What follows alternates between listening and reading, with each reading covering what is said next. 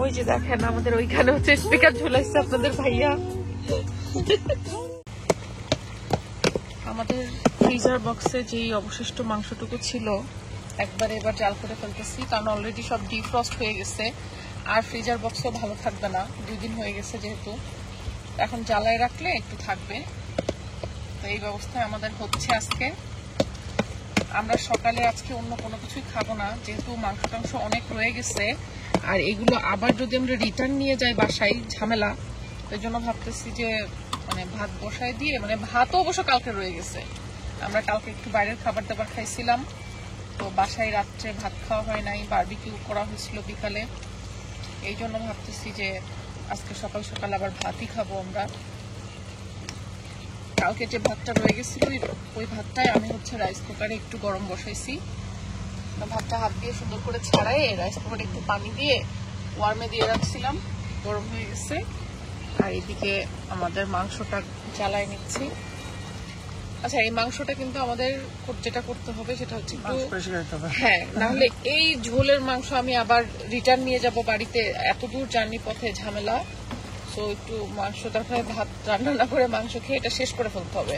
মানে এই ঝোল তরকারি আমি রিটার্ন নিতে চাচ্ছি না, কিছু করার নাই। মানে আমরা আসলে বাইরে হাবি জাবি খাওয়া হয়েছে, তো এই জন্য টেন্টের মধ্যে ভাত তরকারি খাওয়া কম হয়েছে।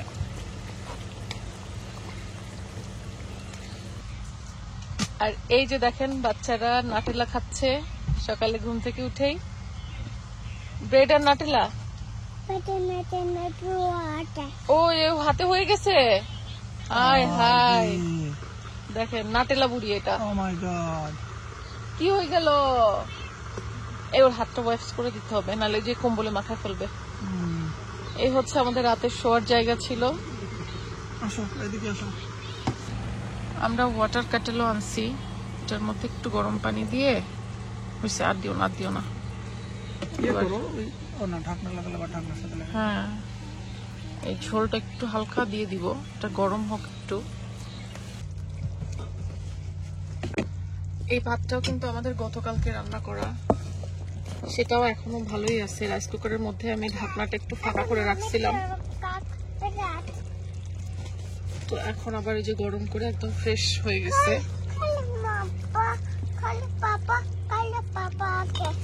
এখন খাইতেই হবে।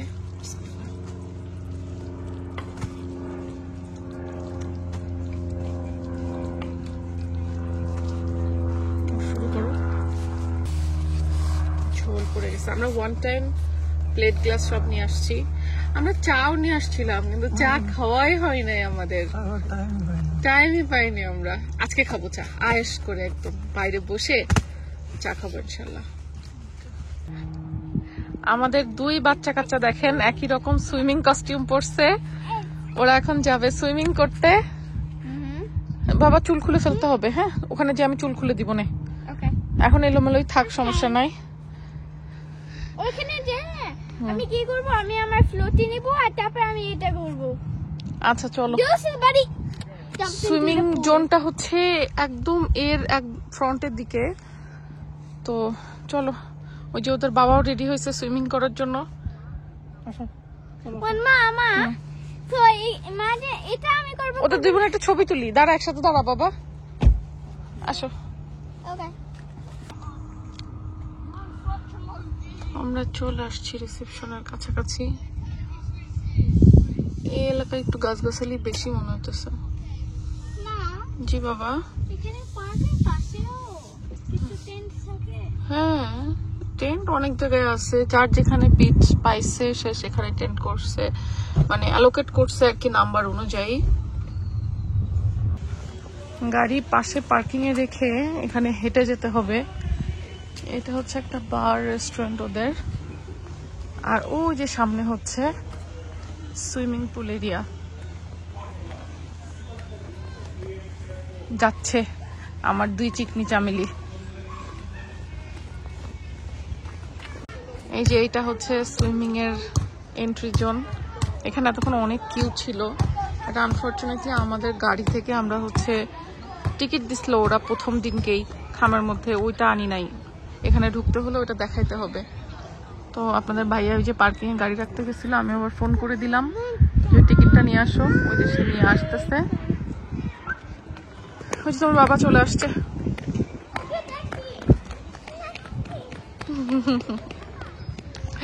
দৌড়াচ্ছে দুইজনই।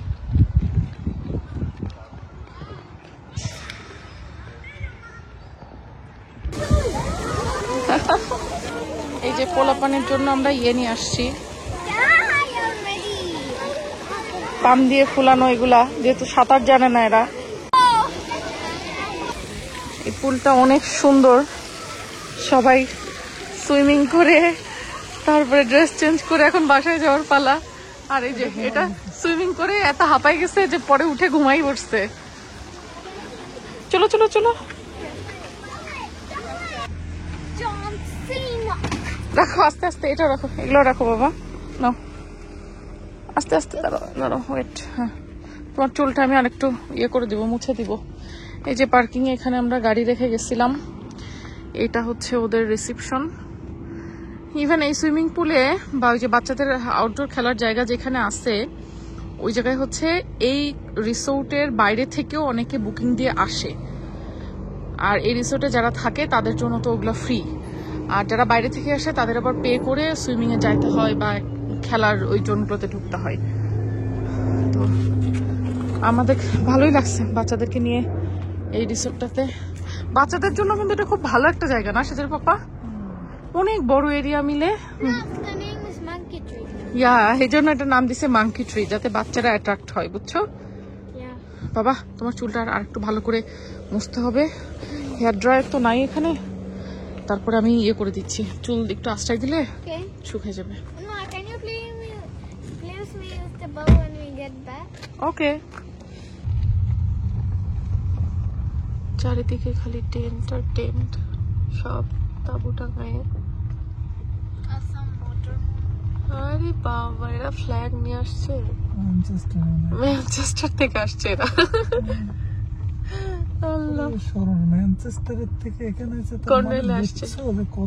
পুরো উপর মাথা থেকে নিচ মাথায় আসছে, মানচিত্রের অনেক দূর থেকে আসছে। তার মানে আর ওরা এসে ওদের টেন্টে ফ্ল্যাগ লাগা রাখছে ম্যানচেস্টার থেকে যে আসছে।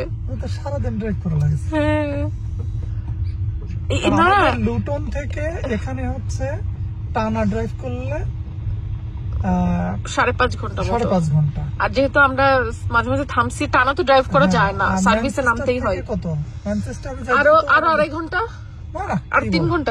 লুটন থেকে 3 ঘন্টা বেশি না, না মানে একবারে টানা ড্রাইভ করলে 3 ঘন্টা, 3 3.5 এরকম। ঘুরতে হবে আমাদের ওই দিক দিয়ে, ইউটার্ন নেওয়া যাবে। আর এই ইয়েটা তো মানে খুব জনপ্রিয়, বুঝছো? এই মাঙ্কি ট্রি, এটা বিশেষ করে ফ্যামিলি ট্রিপের জন্য, বাচ্চাদের সাথে নিয়ে এখানে মানুষ অনেক আসে। সব জায়গায় বাচ্চা, সব টেন্টের মধ্যে, সব মোটরহোমের মধ্যে বাচ্চা। আমি এখানে কোনো সিঙ্গেল কাপল দেখি নাই বাচ্চা ছাড়া, সব জায়গায় বাচ্চারা।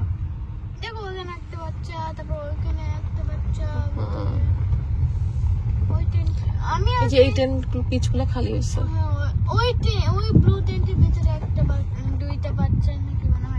হ্যাঁ, এটা তো প্রথম দিন থেকে খালি ছিল না? না, এই যে এই পর্যন্ত আমরা আসছিলাম। এটা খালি, প্রথম দিন থেকেই খালি। এই যে আমাদের টেন্ট, আমাদের টেন্টটা ছোট, অন্য সবার অনেক বড় বড় টেন্ট। দেখো এদের খুবই বড়। আমরা এরপর এবার অনেক বড় একটা টেন্ট নিয়ে আসবো ইনশাল্লাহ। টেন্ট এমনি খুবই ভালো,